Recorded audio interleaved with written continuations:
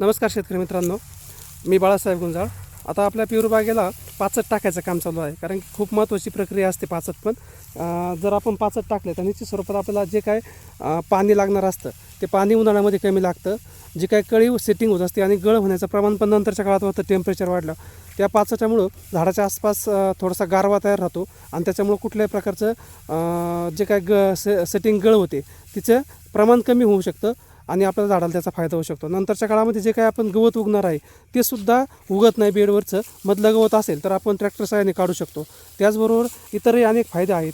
जर अशा पद्धतीने जर आपण फळबागामध्ये असेल किंवा पेरू शेतीमध्ये असेल या पाचटाचा जर आपण वापर केला तर निश्चित स्वरूपात येत्या काळामध्ये आपल्याला त्याचा फायदा होणार आहे आणि चांगलं उत्पन्न मिळण्यास मदत होणार आहे.